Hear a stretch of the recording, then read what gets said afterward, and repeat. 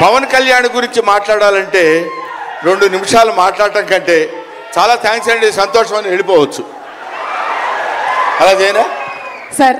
2 నిమిషాలు ఇక్కడ, 3 నిమిషాలు నాతో ఫోన్లో మాట్లాడరా? Okay sir. ఒకటి ఇప్పుడు ఇక్కడి నుంచి లెక్కేసుకోండి టైము, ఇందాకది కాదు.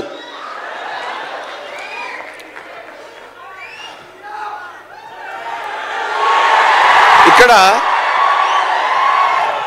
వాళ్ళు అలాగే అంటారు కానీ నేను 15 నిమిషాలు తీసుకుంటా టైం, నా సంగతి నాకు తెలుసు.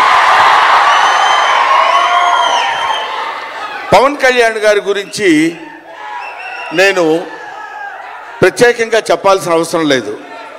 ఆయన మానవత్వం పరిమళించిన మంచి మనిషి. ఎంత గొప్పవాడంటే చాలా గొప్పవాడు అని చెప్పడానికి మాత్రమే మనకు చేతనవుతుంది. చిన్నప్పటి నుంచి ఆయన 17వ సంవత్సరం నుంచి నేను చూస్తున్నటువంటి వ్యక్తిగా నాకు తెలుసు. అప్పటి నుంచి ఇప్పటి వరకు ఏదో ఏదో ఏదో చెయ్యాలి అనేటువంటి తపనతోటి సమాజానికి ఏదో ఉపయోగపడాలి, I want to do something for the society sir అని చెప్పినప్పటి నుంచి ఇప్పటి వరకు నాకు తెలుసు. అప్పటి నుంచి ఇప్పటి వరకు ఎదురు లేకుండా తనంతట తను వేసుకున్నటువంటి బాటలో నడుస్తూ వెళ్ళాడు తప్ప ఎవరి బాటలో నడిచి వెళ్ళలేదు పవన్ కళ్యాణ్. మైండ్ తన బాటలో వస్తున్నటువంటి ముళ్ళు, అవాంతరాలు, కష్టాలు, సుఖాలు తనంతట తాను ఎదురు తిరిగి రొమ్ము విరిచి నడుచుకుంటూ వెళ్ళాడు తప్ప ఎవరు వేసుకున్న బాటలో వెళ్ళలేదు. ఆయన వేసుకున్న బాటలో 10 మందిని నడిపిస్తూ వచ్చాడు. ఒక్క మాటలో చెప్పాలంటే ఆయన ఒక స్వయం శిల్పి, తన్ను తాను చెక్కుకున్నటువంటి శిల్పి.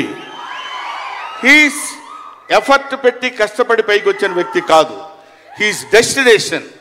నాకు తెలిసి ఆయన జీవితం ఒక అద్భుతమైనటువంటి సౌందర్యవంతంగా కళాకృతిగా తీర్చిదిద్దినటువంటి వ్యక్తి. ఈయన దేవుణ్ణి ఎందుకు నమ్ముకున్నాడు అనేటువంటి ఆలోచన మనకు వస్తే, ఏదో ఒక మధ్యతరగతి కుటుంబంలో పుట్టినటువంటి వ్యక్తి అలా అలా తను తాను పెంచుకుంటూ వస్తే తెలియదు భగవంతుడు ఎక్కడ ఎలా తలుపు తిప్పుతాడో తెలియకుండా ఆయన తను ఎలా మలుపు తిప్పుకున్నాడంటే, ఈయన సినిమా యాక్టర్ ఏంటి, ఎవరితో మాట్లాడు, ఎటు పక్కన నిలబడతాడు, ఈయన సినిమా యాక్టర్ ఏంటి అని మనం అనుకుంటే, కాదురా నువ్వు సినిమా యాక్టర్ అయి తీరాలని చిరంజీవి గారు, సురేఖ గారి ప్రోత్సాహంతో అక్కడ అమ్మాయి ఇక్కడ అబ్బాయి అనే సినిమాలో యాక్ట్ చేశాడు. పోనీ యాక్ట్ చేశాడు, అలా